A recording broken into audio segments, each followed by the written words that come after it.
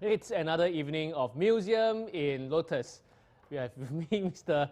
Giuseppe De Giosa. Previously, we talked about the chest that we have here. Yes. Right? Because this is one of the artifacts that is precious in the gallery, but we're not selling it because it's not first-hand. What we sell in Lotus of Water are things that are first-hand, and that's straight from the earth to the carvers and into your hands. But there are many things that are amazing in the gallery that we should appreciate, and that's why I have with me Mr. Giuseppe De Giosa, Mr. Pino, to explain about the details of all these amazing things and how we can incorporate it in today's. And of course, my job is to link all this, and I bring you the, hey, you know, all this links to what's going on today, to mastering art, and so on. And of course, not just the art, I have with me here. Last week we displayed the chocolates, remember? The Meiji chocolates. Quite a bit of chocolates. All are taken up. Oh, they disappeared, yeah. Everyone came here to take a bit, everyone had a bit of fun. But at least this time when you came over here to take the Meiji chocolate, remember that this is not just a chocolate, it's the chocolate that actually bears the symbol and the, the times of the Meiji era, which we said that, a revision, if you remember, we're not going to say it, remember, if you remember, please let us know when did this Meiji period start, get started. Not sure whether people remember or not from last week. It's a revision. They surely remember. But what we know is that it's definitely a very auspicious number. Yes. 18 something. Does anyone remember when does the Meiji period start? 18 something, okay? It's about 150 years from now, right? We had the chocolate, so this week I am treating Mr. Pino with something else. It's from Meiji as well, so we're not done with the Meiji period as well. Fantastic. You see, this company has quite a series of different products. We had the chocolate. Today, this is the one that actually a lot of people will remember when they were young. I'm not sure, do you remember this? Do you know about this thing? I don't, unfortunately, no. Yeah, a lot of people, if you know about this, this is the Hello Panda. Oh, look at this, yeah, Hello Panda. Yeah. I think they came out with many different flavors. I think a lot of us when we were young, we actually had a lot of this Hello Pandas because they are amazing. What you see is this, and then if you bite on it, the filling is something else. There's a chocolate filling, a strawberry flavor filling. It's from the same company. So today we're going to have laurent-perrier champagne along with this Meiji Hello Panda. And if we don't get to finish all this today, and if you come by the gallery, you get a chance to take this home.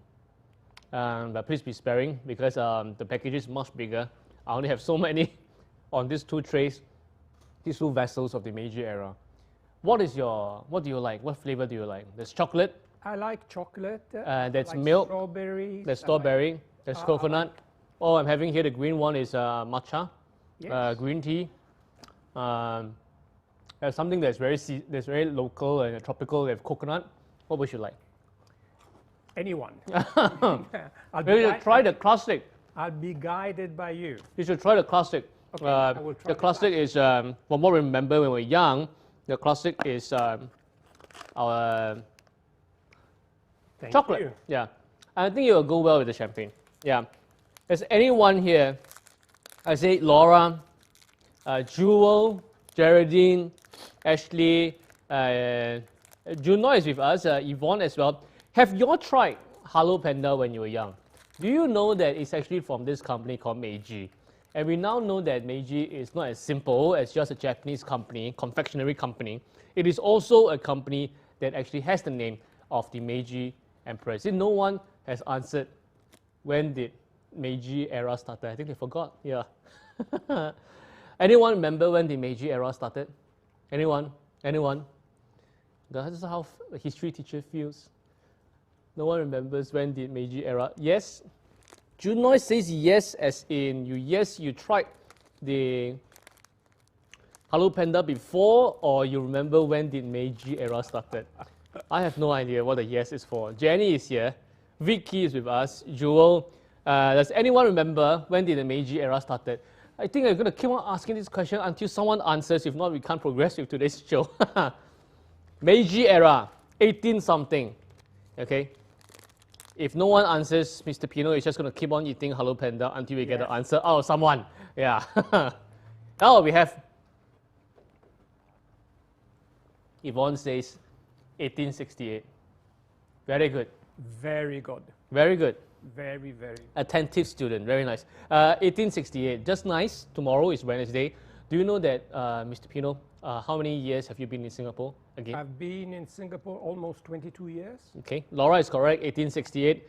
Do you know that Junoy says 1906? No. Not the company. The company, Meiji Company, started in 1917. The Meiji era, which last week we talked about, which is the era of the Meiji Emperor Mingzhi Tianhuang, started in 1868 to 1912. Am I right? Yes. 1868 to 1912. Okay, so Jenny says 1868. That's correct. Yeah. Do you know what is so significant about Wednesdays in Singapore? No, I don't. Yeah, really? You have not been in the environment long enough. No. Wednesdays are very important for Singapore. So do you know why? Huh? 拜三拜六拜天. Yeah. Wednesdays is a lottery day. Oh, it's a lottery day. Yeah, it's a lottery day. So it's the day that where people will buy 4 numbers. And then if they win, they get some money out of it. Right. Yeah. So it's an easier form of lottery. You only need to guess 4 numbers, correct? And so today we have already a few numbers we are giving people. We are giving people 1868, 1868. We are giving people 1912. That's the end of the Meiji era, 1912. Probably these numbers might just be the winning numbers tomorrow.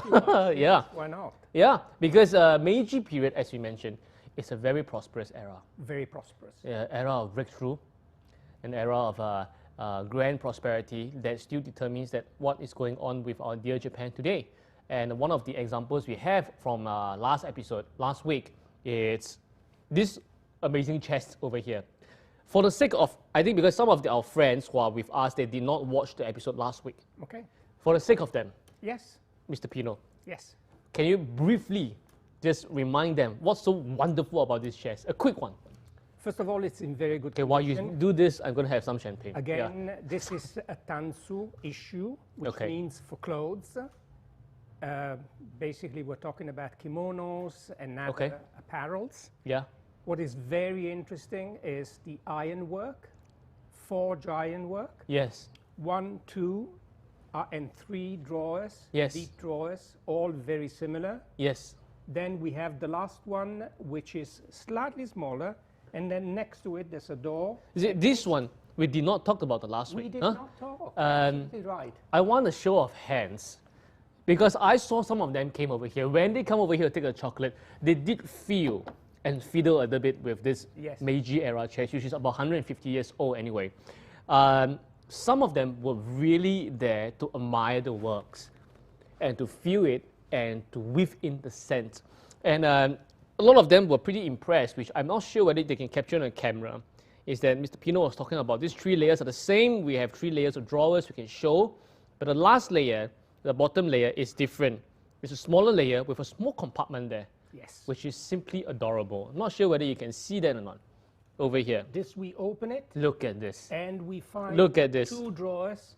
And the reason of the drawers is to put valuables. I see. So in any household, there would be jewelry, there would be money, there would be precious things Ooh. that would be placed in this particular drawers. Like Perfectly rings. identical, wonderful, beautiful way of creating them. As you can see, whilst for the Chinese, we have the technique of the Lego, which you mentioned, Yes. and it's mortise and tenon. Here we don't, but we have nails, and these nails are made out of bamboo. Very beautiful. And that's how the 4 sides of a drawer are made. I see. So these small little compartments are really for the jewelries or the precious items, and this so adorable, so cute. And it used to have A key, a lock. which unfortunately has gone lost. Okay, so now we can only put Hello Panda inside that. Yes. Yeah. So then we have the chest. This chest is really a symbol of prosperity. It's one that the elite or the richer families, they keep their kimonos, they keep their accessories. And now, as we said last week, we are keeping it. Hi Amanda, hi Hogan, Cynthia, and so on. Yes, so we learned some lessons today. It's 1868, a revision to 1912 is the Meiji period. I don't think even the schools offer such a hands-on and interesting history lessons. But anyway, yeah, we said that we are using this to store something else. And I mentioned to you that the 5 path of wealth incense, which will be specially blessed in this season, those who buy their 5 path of incense, this Wu Lu Jing Cai Xiang, which comes from 5 different countries, sandalwood incense, if you buy it, we are going to place it inside this prosperity chest of prosperity and breakthrough. And Master Yin will be blessing it from the chest itself on that day. So this layer is much heavier than the last one, I must tell you first. Yeah, it's full. How amazing! Beautiful. Can't see all the gold. We have all the names there. So these are the ones there. These are the owners of the incense. All right. So these are the owners. We're keeping it 1 layer first, so it's easy for Master Yin to bless. If need be, we will have a 2nd layer, but we'll push it back so the names are exposed at least. But actually, not just this layer is filled. We also have we also have this layer. It's also filled. Oh. Also yes. filled. Yes. So now we are left with 2 layers. Okay. We're left with 2 layers. So if you want your incense to be specially blessed on the day of winter solstice, which is next Tuesday, coincides with our museum in Lotus, which I will bring special announcements about this shortly. It's going to be a special version. We're going to have the live program for the entire winter solstice. Mr. Pino will still be around on that day, but he has a different task to explain to us different things. But what you can do, other than coming over here to take the Hello Panda, is to get yourself these boxes of incense. Buy 1 for 1 anyway for my regular clients. And you can have it in this chest. Am I right? Yeah. With health and wealth yes. go together. Okay, so there we have it. And we are still on the Meiji period. Yes. While we enjoy some champagne and a lot of the Hello Panda cookies, we have something that's special that is on the chest today. Actually, there's a beautiful pair, and these are candlesticks. These are candlesticks. These are candlesticks holder, and on top we have the candles. They're both special, the holder and the candles. And I will just go through very simply.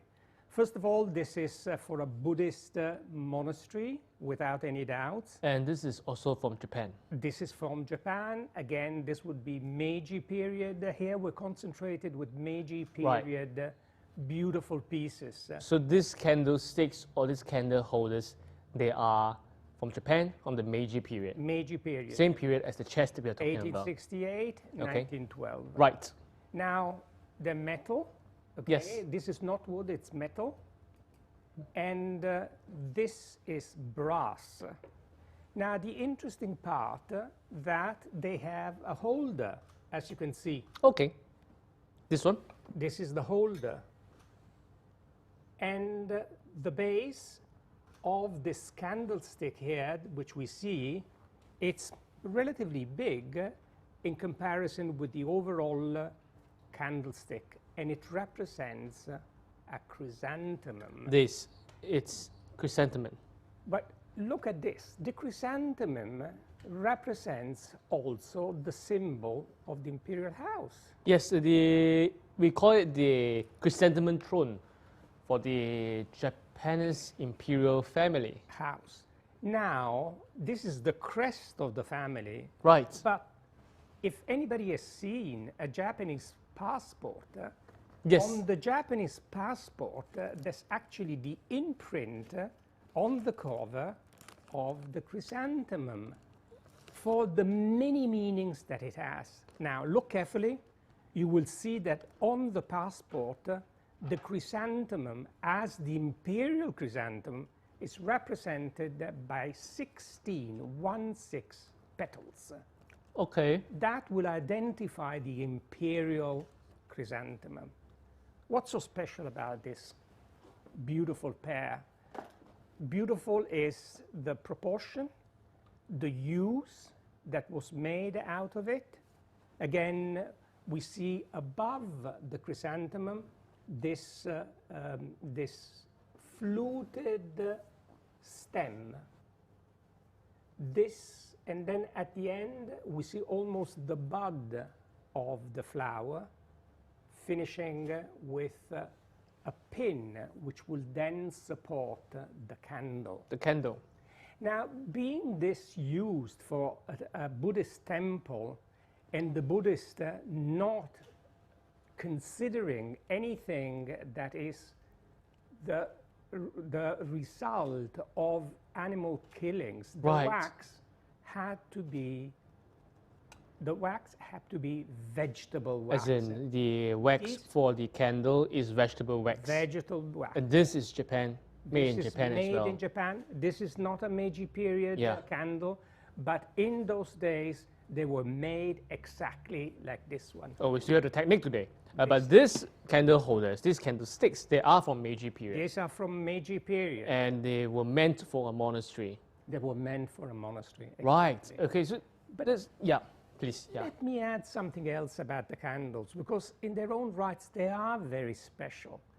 Now, from the ace tree, the Japanese will harvest the seeds. Okay. And through a process which is mostly manual, they would crush the seeds. Then through a process of heat, they will then get the wax. I see. And then the wax, after it's been filtered, it would be put on a stick. And then the process of layering would be as much as 12 to 15 layers in order to get the thickness. But it's not finished. After that, each of the candle is handled by hand in order to give the color and to give the shape. I see. So even the candle, or the candle is not from Meiji period, we still have the technique today, We still have the technique and we're still producing it. Yeah. and still produce. So In we're fact- lucky here Yeah. that we have a Meiji period candlestick, but we also have the original Japanese candles. Look how beautiful they are. And they are different from the Western candles, because the Western usually use paraffin or they use beeswax. But there's a difference. When they burn, these candles tend to burn straight. Okay. And they are more resilient to the wind than the European or Western candles. So it's really special.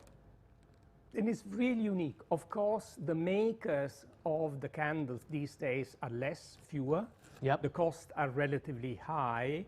And so this is an art form which slowly is disappearing, but we hope it does not die. Right. So we might have the chance to try it later. It would be fantastic. You know, the thing about as I'm munching on this Hello Panda thing, this is a disclaimer. And this thing is extremely addictive. I'm glad you put it all the way there. Yes. Because this thing is horrible. That You know? temptation This is is horrible, yeah. too- Because you know, I even before 20 minutes in the show, I'm kind of finishing my portion here. Oh, that's for you. So if you come here and you try this, here's something. No, this Meiji thing. Okay, this is a Japanese company. This is Japanese Meiji period shelf, and these are candle holders.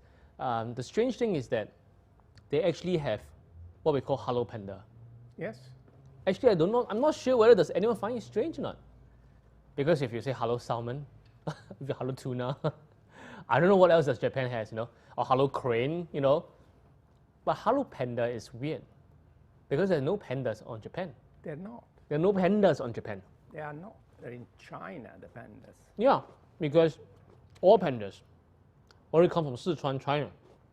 So it's weird. And this thing has been around for a very long time. It's not just of the recent decade. Since we were young and bygone ages, they're already producing this. Why?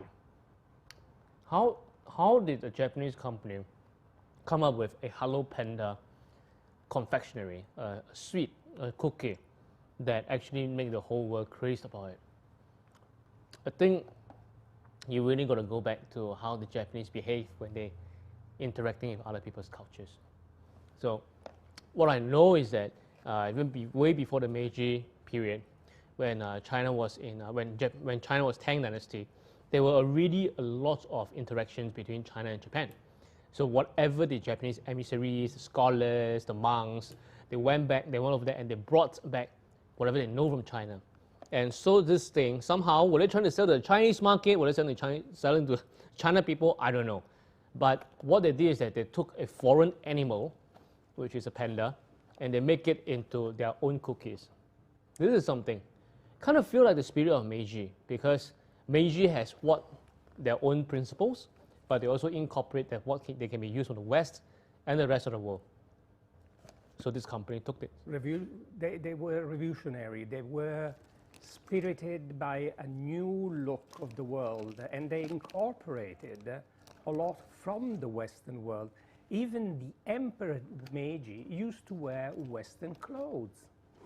So it was about opening. It was about industrialism. Yes. It was about getting the best from outside, but not discarding their culture, their tradition, and the understanding of the fabric of society. Okay, so then we know that Japanese, they have this thing going on. They have what is theirs, and they incorporate other cultures that's going on. So now, these are, as Mr. Pino has explained, these are candlesticks, or these are candle holders from the Meiji period, Japan. But this brings us back that actually Buddhism did not originate in Japan. I mean, long ago we know that it came from India. Then it went to China, and Japan got it from China as well.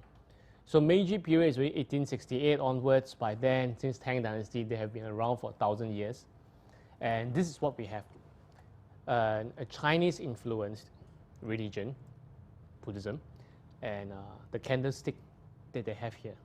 So whatever we see from Meiji period, it's actually, you look at it, I kind of feel there's a bit of Chinese influence going on. But there's a lot of Japanese things as well. So this is the candlestick we're talking about. Yes. Okay. What about the one at the back? Interesting, and I think it's a quite versatile collection in the sense that here we have the pear, and this is basically brass, and yes. You can see it from the color. The one behind, which is taller, is basically bronze. And again, it's very beautiful. Let me just get it. Okay. This can be dismantled in three pieces, and again, it's for transportation purposes. Okay. Again, we see this bulbous base, the chrysanthemum. Then we see this wonderful element, which ends up, if can be seen by a little dish, and the dish provides as candle holder of the wax that falls. But you mentioned chrysanthemum. This is chrysanthemum. This looks a bit like chrysanthemum as well. It is. So it's chrysanthemum everywhere. It's really the symbol, huh? And again, here we would have the candle, very much like this candles here, right. Slightly bigger. Right. And more imposing, I would say. I see. So actually, you know, this can be, yes. May I? Please. Just want to try. Oh, can this be? Go ahead. Oh, stuck? No? Oh. It shouldn't be stuck. Okay. So this actually can host a big candle. Oh, I think I have to take it from an angle. Doesn't want to come out? Yeah. Oh. Okay. Oh, well, anyway. So anyway, this one can fit inside.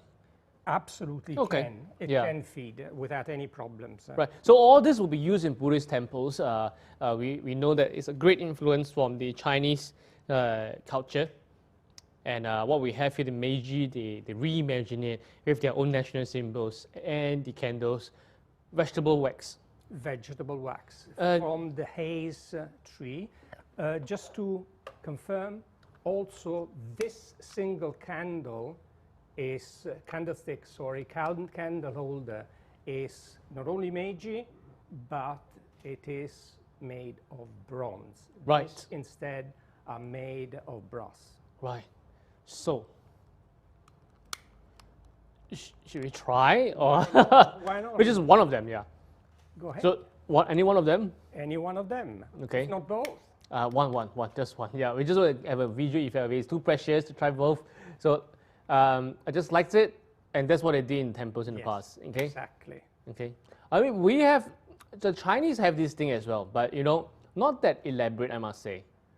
Or probably the deliberate thing about having the vegetable wax and all this, not that deliberate, But really. look at the quality of the light. As I mentioned earlier, even the wind will not move too much the flame. There's a sense of peace. Yes. There's a sense of beauty.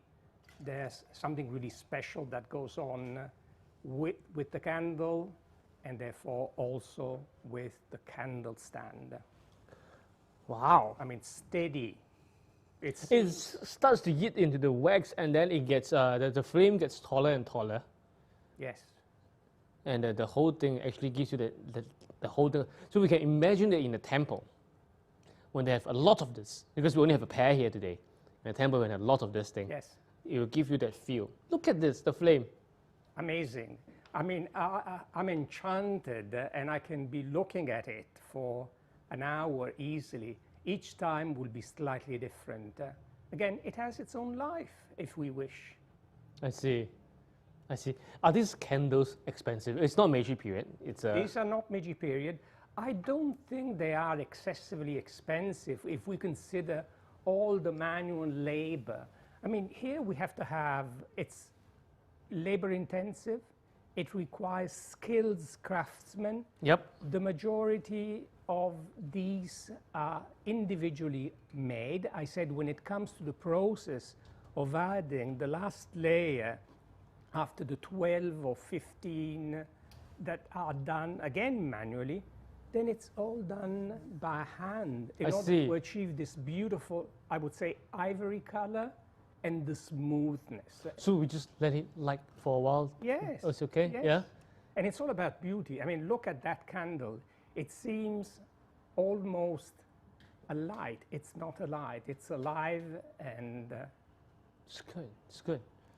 It's amazing. Yeah. very beautiful. Very beautiful. So we know that prior to Meiji period, actually ever since Tang Dynasty,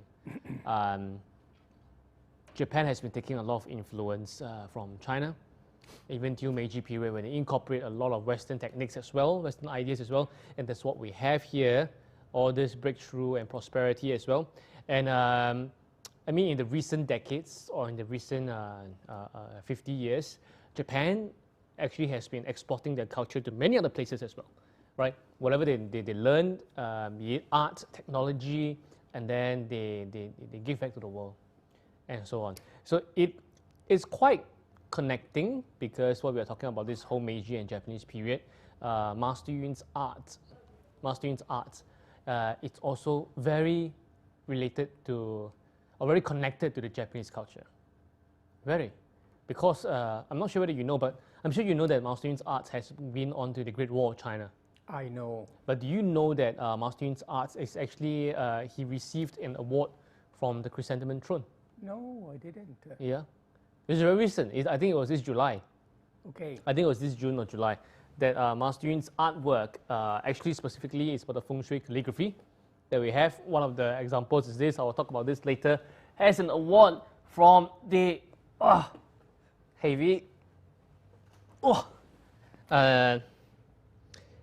the Japanese Chrysanthemum Throne. One of them is called the Takamoto Her Imperial Highness. So this is the one that celebrated. Is the cert. It's all in Japanese. Basically, it means certificate or certificate of appreciation.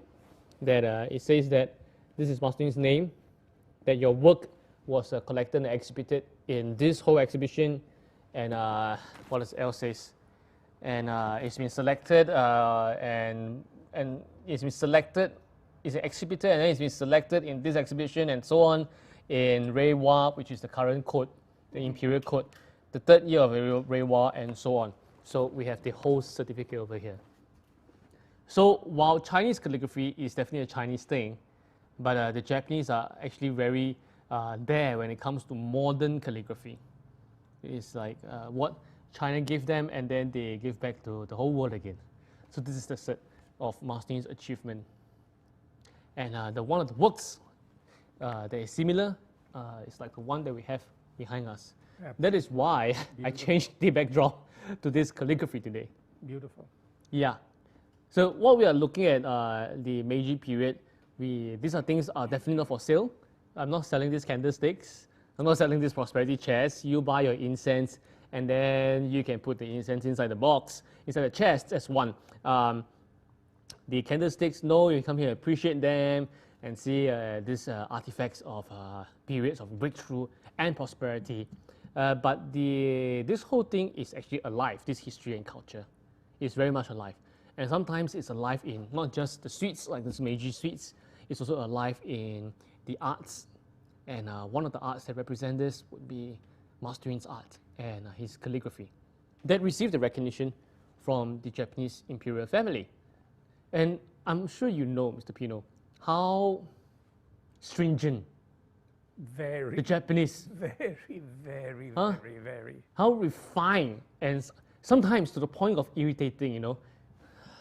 The small, obsessed about beauty, about perfection. About details, about perfection, about, you know, I can't even find the word to describe it, that obsession with these things. So when we got this, when Master Yun got this award, it was really something that the Japanese, the imperial family, as well as the art experts, when they see Master Yun's calligraphy, they feel that yes, it has the elements that, like Meiji period, is rooted in their culture, but also it has the modern elements to it, very much. So this is something that is amazing. Speaking about finesse, speaking about how particular they are about many things, these candle holders, for sure, they are a representation. But we have something that is related, right?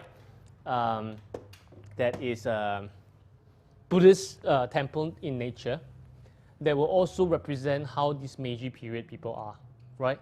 Exactly. And it's that thing, right? Can we take a look? Absolutely. This is just one set. We actually have another heavier set over here. This is something. So what we're seeing today is that a series of artifacts that's from the Meiji period that they used in the Buddhist temples before. Candle holders being one. This, not sure what is this. Should I take out the other one as well? If I take out the other one, I'm not sure whether they can see me. It looks a bit sexy. Yeah, because it's when you right. Am I right? Am I opening correctly? Yeah. You have opened it in a perfect way. Okay. Absolutely. Okay. Can people still see me? Yeah. Now, yeah. what is so special about this shoji? This is soji. Shoji. And Japan, Meiji period. These are not Meiji period. Oh, it's not Meiji period. These are Showa period. Showa. Showa period. What is so special? You before have mentioned a number of wonderful adjectives when you referred to the artifacts and art of Japan. Yes. And all of those are very fitting to this beautiful pair of screens. What is so special about the screens? Oh, so these are screens. These are screens. The shoji screens still used in Japan to this day were actually, they actually came from China. Right, okay, so another thing, candlesticks, chairs, Buddhism, calligraphy, they all came from China. All came from China. Right, so it's what we call the China-centric or the Chinese influence regions. Yes. And Japan is one of them. But when the Japanese took it, they reimagined it, refined it. Reimagined. I'm going to tell you a story about what has the Japanese done to Chinese culture in just a short while. But I want to know more about these screens. Tell you about these screens. I've actually, with my many trips to Japan, I was never able to find a pair like this. One is slightly taller. Okay. The other one is shorter. Right. Look at the design of the wood. Beautiful. This we have the mortise and tenon, and it's clearly seen here.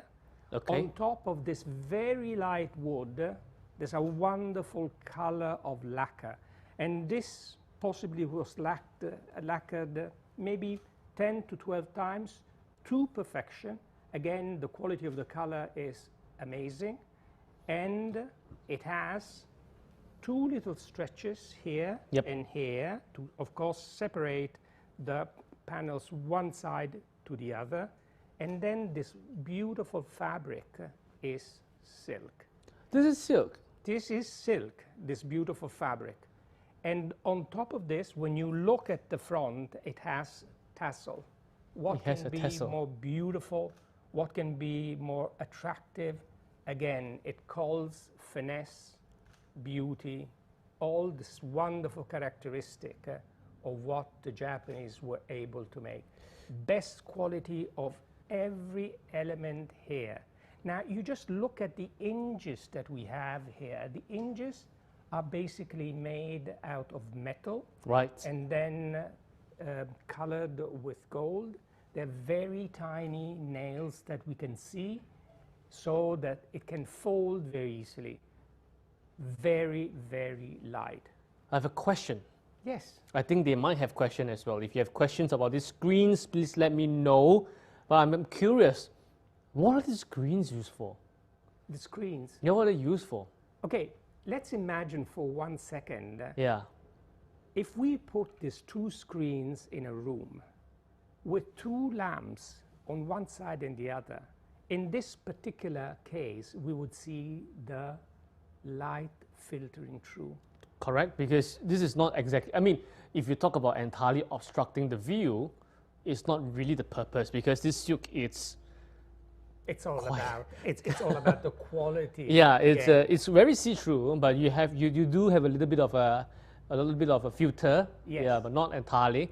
So And it's about imagination, I think. When the objects are seen but not in their entirety, you see them and then you get this sense of space, void space, and at the same time the sense of the object, Right. which you can see from one side and the other. right, But also, in order to limit some spaces, you would use soji screens to separate. separate. I mean, Okay. if we have a Buddhist ceremonies taking place, around it there would be soji screens. Again, Kind of a privacy thing, like you can see what's going on, but thank you, please respect the privacy here. yes. So you give me a good idea. So we can use these screens in the gallery. yes, Because the gallery space is pretty open. So Yes. probably if we need some privacy, we would just say, not say you cannot see what's going on, but you know, You privacy, yeah. You can still see. And I think that what you mentioned about seeing through a certain filter and layer, it gives a different perspective. It's a very Chinese art thing as well. Yes. It is, yeah. The difference would be, in my opinion, between the Chinese and the Japanese divider or screens is that the Japanese are much lighter, and you can see here, Yes. really easy to transport. Yeah. Instead, the Chinese are much heavier. Yes. So this is actually meant, so one can imagine these are meant to be mobile. Yes. They're meant to be, okay, so someone is talking here, so let's shift this over here. Yes. A ritual is happening over here, let's just shift this over there. So it's a very mobile artifact. But if we consider that historically there's evidence of the Chinese making screens Yes. that goes back to 300 before Christ, the Zhou dynasty. I don't know if I pronounce it I think it's correctly. Zhou, yeah. Should be Zhou. Zhou, sorry. Yeah. Then in the 200 BC, and that is the Han dynasty. Yes, correct. The Han dynasty, we actually see the screen being depicted in the tomb. So how important was that, even for the defunct? Yeah. Again, it was such an element of beauty, such an element of separation that even in the tube, they actually had. Now, you won't believe it. There are Chinese, screens that can be seen as at today, which go back to the 8th century. Right. 8th century. Essentially, that's about There's about 10. If I'm right. Yeah, there's about 10. So, very important. Now, what happens? That the European, actually the Westerner, started to appreciate the screens, and they actually wanted them in their own houses. Okay. So, in the 17th century and 18th century, we get to see in the European style of the houses the insertion of these screens. What age again? 17th century. 17th century. That's when the whole art craze or art form called chinoiserie happened. Correct. When they have the fascination about all things Chinese. Everything Chinese was absolutely a status to Yes, start, yes. and exclusivity, which was attributed to the Chinese and Japanese artists. I'm just looking at this because I'm thinking of what can you do with the tassel? Oops, what can you do with the tassel? Because it's like, what is this tassel for? This tassel is, what is here? You don't need to have the tassel, but because the screen, if you come here and see that the bottom of the screen is not attached to it. So if there was wind, it will be having a very nice, oh, look at the candle. You'll be having a nice wave. But I suppose that people will want to say like, excuse me, am I bothering you? So they will actually do this. It opens up a little bit and then they... Oh, possibly. I think so, yeah. The whole thing is actually very gentle. You can imagine it like anime or whatever style there is. It's like, you know, then they will, excuse me, may I come in? Yeah, I think so. I have a feel that they actually do this, yeah. What is a tassel for, yeah? Yeah, if not what? Actually, I think it's just hold up a little bit, maybe pass some objects over here. Again, it's an overlaying of beauty. The design, the wood, the way it's been cut, again, the mortise and tenon that we've spoken about, the stretcher, and then we have this beautiful silk panel, and then on the silk panel, again, the addition of beautiful colors, and as we said, we also have the tassels. I like the tassel a lot. I think we are definitely going to use this in the gallery to give ourselves some privacy when we are doing some stuff. But people can see through. I think the beauty of it, you can see through it. But you know, I'm actually seeing the boxes of the incense, which are over there, and they really take a totally different look when I see them through the screen. And you can always do this to see clearer. Yes. Yeah. the half exposed version. Right, okay, these screens, you can catch them in the gallery. If you are talking to me about certain big deals, then probably I'll use this screen. If they're talking about small deals, then probably I won't bring it out. Yeah. Deals that are above 100,000, I'll bring out the screen. So you have a catch of this Meiji, Showa period. Showa period. For their knowledge, Showa period is after war. Is that right? Actually, after war. After the Meiji period, the son of the Meiji emperor, and that is Taisho, yes, basically was the emperor for a number of years, and after that the Showa period kicked in and lasted for a long period of time. I see. Cheers. Cheers. Cheers. Remember, today we're supposed to enjoy laurent-perrier champagne with Hello Panda. Hello Panda, yes. You know, it's I didn't know that it was silk, the screens. I was just talking about like how the cultures were influencing each other. But I was talking about the calligraphy and so on, that how China influenced Japan on Chinese style calligraphy, and how Japan actually came back with their style, what we call now modern calligraphy, which must be won the award for it. But this piece at the back here, it's called 日月重光. That means that double the light of the sun and the moon. This piece is actually painted on silk as well. On silk? Yeah, because he has other pieces that is painted on other paper, like this. This is the price is much lower. It's 39,000. This is actually on Dongpa paper, a special kind of fabric, canvas paper. But this one, amazing, because I just randomly chose one, and this is the one on silk. Amazing. So we have the screen, silk screens we also have the silk calligraphy here today. The rest I have here, they're all Dongba paper. I think they are very worthy to get. But this one on silk, it's really something else. It's 日月重光. It means double the light. Beautiful, beautiful, beautiful.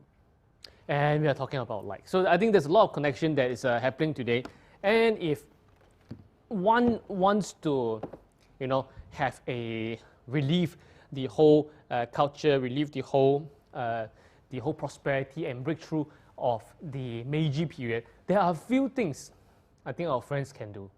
First, you know, you have the incense, and then we can put it in this chest for it to be blessed on winter solstice.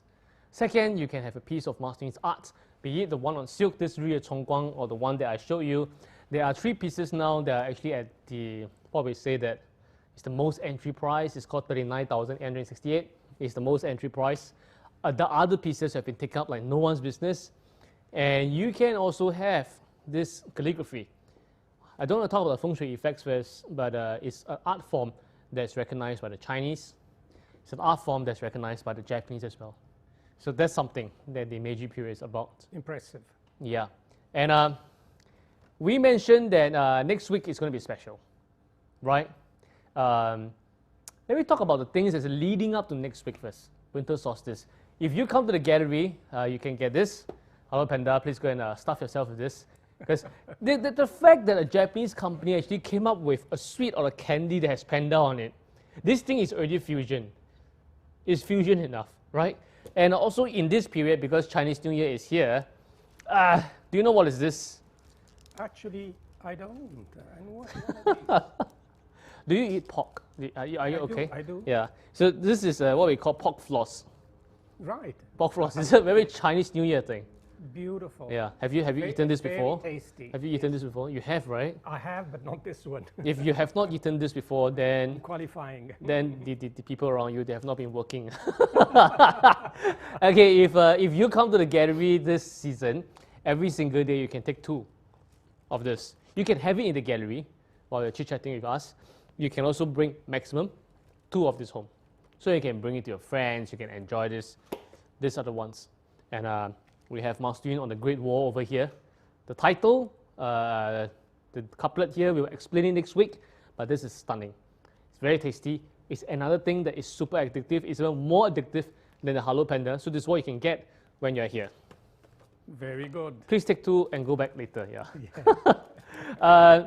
Of course, in this season, I mentioned that if they purchase and they have every single 10K completed purchase, we mentioned this last week. Mm-hmm. And till today, actually, I think I have given out about 1/10 of my stock of Blanc de Blanc. Wow. I think I've given 1/10 of my stock. I said every completed purchase of 10,000, you'll get 1 bottle of this. And Maximum 3 bottles per person. And it's only available Here, it's only available in 2 places. Japan, strangely. And not even Singapore. It's only available in Japan and Lotus on water. Wow. If you go to a distributor in Singapore, you can't get it. You only get it here. The Laurent-Perrier family, the group, they have been one of the finest champagne houses. They have never come up with this label, Blanc de Blanc, which means there is 100% Chardonnay of 2 different years. This is more technical details. So they finally came up with this in 2018. Okay, some of the people who are very in tune with wine and champagne, they commented that probably the best year to taste this champagne is 2021, which is now. now. And the champagne is with us. You can't find it in Japan anyway. So you can have this, but you got to buy. Every 10K we give you 1. From last week that I spoke to Mr. Pino about this, till today, about 1/10, if I'm right, about 1/10 of my stock is out. So we say that yes for the whole of December, but sometimes I qualify it now by saying that while stock lasts. So if you are on your way to getting something, on your way to completing something, please do it fast. We will reserve the bottles for you. Only 3 per person, max. Even if you buy 80K, I cannot give you 8 bottles. I can give you only 3 bottles. So, What a treat. Blanc de Blanc. This is stunning. Yeah. I'm looking at the candle. Yeah, it's still, Beautiful. look at it, steadfast. It's amazing. You have this candle. You have the flames like this, and you have Mastuin's calligraphy in the background. It's a great, Perfect. serene and calm and place for Peaceful. meditation. Yeah, peaceful. Now, next Tuesday is a special day. Are you familiar with the tradition of winter solstice? I am not. Okay, winter solstice always happens on the 21st or the 22nd of December. Because the Chinese, long ago, they have discovered that the Earth revolves around the sun, and they calculated that it takes about 360 days for it to come back. Now, winter solstice is the day when the Earth is furthest away from the sun. And if I remember correctly, it's that the day is the shortest, something like that. So that is the day that people would really stop work in the past, and they rest until spring comes along. So it's a major event in the Chinese calendar, the major event in Chinese culture. And every year here in Lotus Water is celebrated. Beautiful. In the past, when there was no COVID, we would have that mega celebration, lion dance, dragon dance for about 5 hours, 4 or 5 hours. But this time around, as for like last year, we are doing it live. It's a show that will start at 4:28. So tell your friends, tell your colleagues, tell your boss to stay tuned and watch, because during that 4 to 5 hour show, we will have amazing lucky draw prizes. Not just one piece of thing, it will just be a whole basket. And Mr. Pino will be appearing as well. Yes. I haven't told him what he's supposed to do, No, you have not. but I have great faith in this expert. Yeah. One thing we know, because the rings that they have will be placed on the tower, the pillar, like the Kerala lamp, Yes. the mega one, to be blessed on the day. So Mr. Pino will be pairing up with one of my clients to talk about the details of certain blessing procedures and so on. Because who else is better to explain about what's going on in the Kerala lamp, right? Yeah, so Mr. Pino will be around. So next week, we have the mega celebration from 4:28. Probably we're going to light the lamp at night time about 8 o'clock, plus minus. Mastuin is going to do his live reblessing at 5:28 p.m. So the whole evening of fun, whole evening of prosperity, whole evening of celebration. Remember to stay tuned. Mr. Pino will be around as well in different segments, and we have a lot of things, the new release, your lucky draw, fun entertainment, and so on. Fantastic. Beautiful idea. Yeah, and then the week after next, we will come back to the Meiji period. Absolutely. Yeah, I'm thinking about what to share with you the Tuesday after. Probably get some sushis, yeah? Why not? Sounds I got to great. clean this Meiji period plate, and I got to put sushi on this thing. Yeah, that'll be this is the one that we didn't manage to talk about last week. You want to talk a little bit about this? I would love to talk Yeah, about Mr. Pino talked about this plate, the blue one. Okay, I have to take away the hello. Wow, this is nicely put, my God. Yeah, hello panda, hello, all this. Now this is the bowl that was carrying all the chocolate last week. We didn't manage. It's a Meiji period. This is a Meiji It's a Meiji period. Can I? Yes. May I hold on to the hello pandas for you? Yes. Yeah. Okay. Okay. Yeah. Let's examine this wonderful bowl. It's made out of porcelain. It contains a lot of beautiful, auspicious symbols. We will try to go through as many as possible. Now, first of all, immaculate condition. This is a perfect bell sound. Now, it is decorated inside, and it's also decorated outside. Right. Decoration inside and the decoration outside, they're not much different. It's the same symbolism.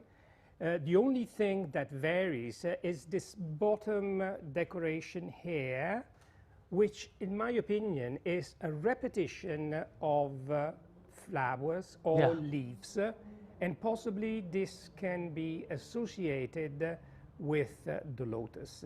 Again, this is my reading. Now, beautiful, hand painted, everything is hand painted. You can see the gold use of around the symbols. Yes. Now, when we look at it, interestingly enough, is that we have the rim, which has been depicted, very beautiful, but part of it is gone. And I ask myself, why is it gone? Yeah, just this part, huh? It's The this rest, it remains. So was this a mistake? It was not a mistake. It's because of the use over the century. It's wear and tear. Wear and tear, correct. This has come away. And again, this is beautiful red brick. Now, when we look inside, we look actually at 3 sections. This one, which is the largest, then a small empty one, and then the one at the bottom. Right. Now, first of all, I ask myself, why the 3 sections, all of them, have not been depicted? Why is the central one been left void? Again, the beauty of something needs separation. If also this had been decorated, it would have been Overwhelming. Of a muchness. Right. So the craftsman who had a sense of aesthetic knew that in order to make sure that the symbols and the design would just emerge, he had to leave this middle one empty. It's a bit like the separators that we have at the screens. You know, sometimes you need to have a bit of distance. Absolutely. Distance beauty. Yes, yeah. yes. And again, this is called the void, and how important it is to the overall the void. Right. Now, let's pick some of the symbols. Now, here I see 2 wonderful.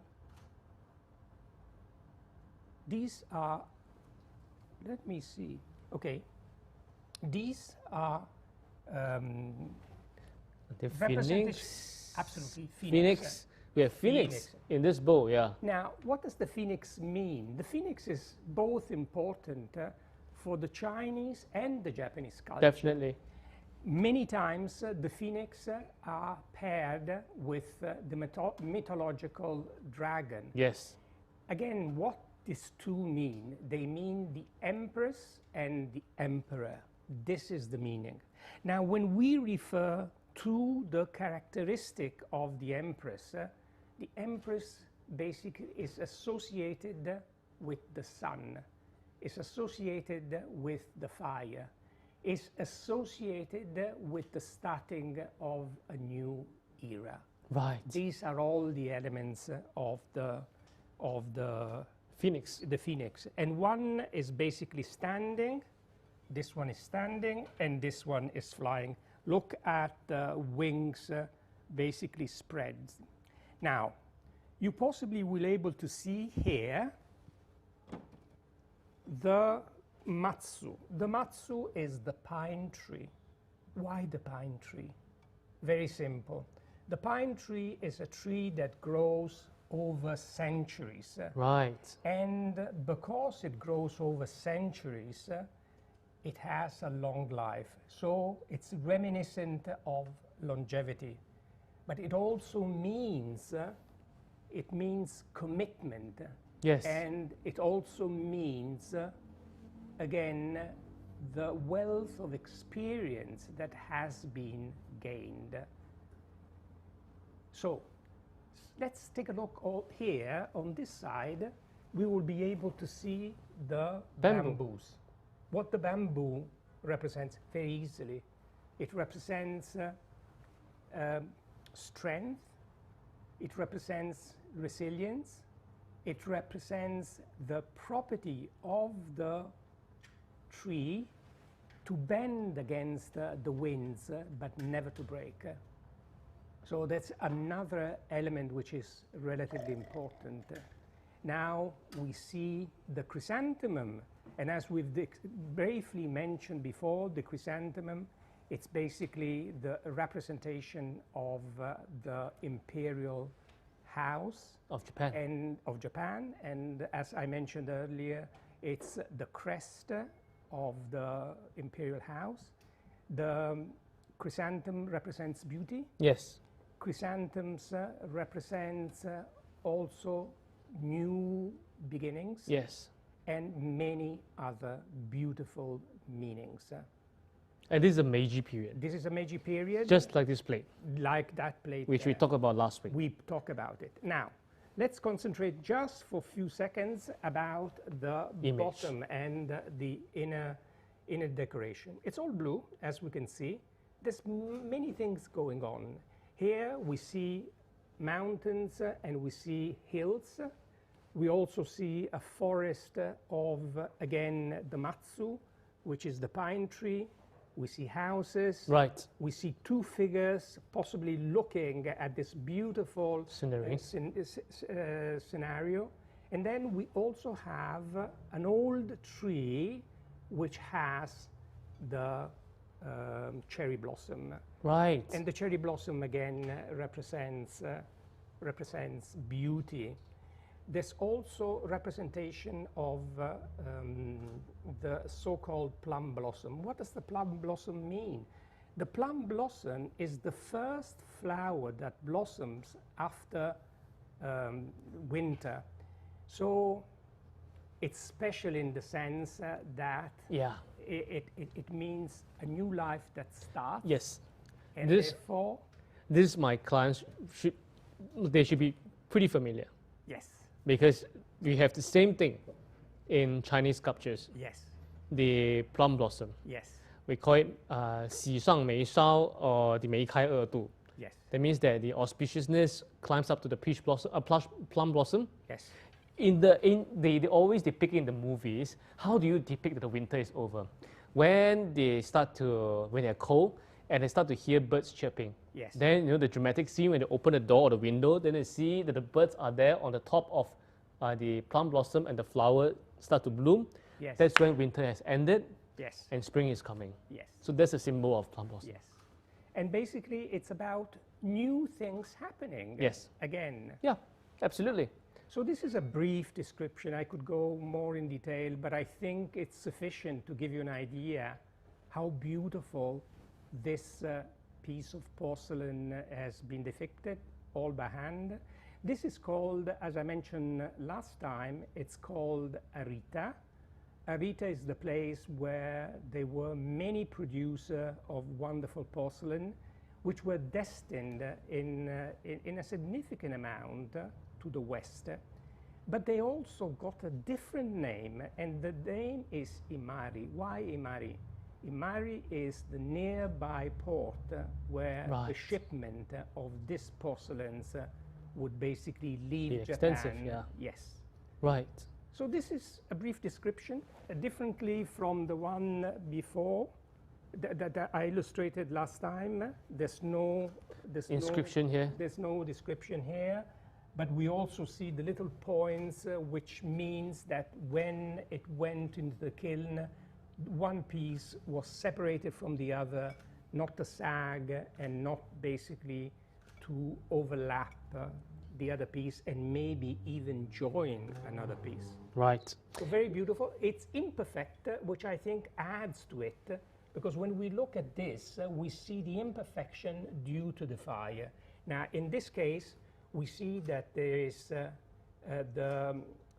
cover of the bowl, initial cover, which is I call it gloss, but it's not actually the gloss. It's a specific covering, and after that, it's again after it's been in the kiln, it's then painted various times. Right. So this is the Meiji period bowl, Yes. which symbolizes the coming of spring, a new beginning Yes. that you'll be experiencing, you'll be getting your Hello Panda from. So this is something along the plate. The technical word is glazed. Glazed. This is underglazed and it's overglazed. Right, right. So a lot, I got to put the Hello Panda back first, yeah. So if you come by the gallery, you can get your Hello Pandas and from this Meiji period artifact. So as I mentioned, this whole season we have tons of gifts, we have tons of goodies, we have tons of exciting programs coming up, especially next Tuesday. So really tell your friends, spread that message and tell them to watch from 4:28 onwards, because every half an hour we're going to have a lucky draw. And just a hint, okay? The lucky draw will be based on what Mr. Pino and other guests will be talking about. So they gotta pay attention to you, man. They gotta pay attention to you. Yeah. So you better give those obvious things that we're gonna based on. Okay, just now 20 minutes ago, you heard Mr. Pino talk about this. What did he say? What year was it? You gotta answer it, and we're gonna have you. You have a huge responsibility. They're either gonna love you or they're gonna hate you after the program. I hope they enjoy. That's the most important part. Yeah. Remember to go to church this Sunday. Yes, I will. Right, okay. So we experienced one more episode about the Meiji period, right? From the Meiji chocolate to the chest, which we revised, to the screens, which are amazing. I think I really love the screens. I love the can see, cannot see feel. Yes. The candles, look at it, it's still burning. It is burning strong. And the extension of the bowl, which represents spring. So this is the whole Meiji period thing. Hopefully, the week after winter solstice, we will come back to Meiji period again because I would really like to bring a private chef here to do sushi for us. It would be Can you imagine while we are doing this, then when he's doing sushi at the back, huh? Not bad, huh? Quite good, huh? Yeah. And no one is objecting to this, yeah. Nobody This is. for sure, we can't finish everything. How can it be? Yeah, I think we can really bring a private chef here to do sushi. Huh? No. He's a sommelier. He's not a sushi chef. Yeah. All right. So next Tuesday, remember to watch our Winter Solstice live program. It's going to be the grandest thing you will ever see this December. 4/28. Stay tuned. Enjoy your Hello Panda. Come here and take a Hello Panda and the pork floss tidbits over here. Thank you very much, Mr. Pino. Thank you very much. Thank you thank very you. much. Yeah. Thank you to everybody. Thank you. Remember to watch.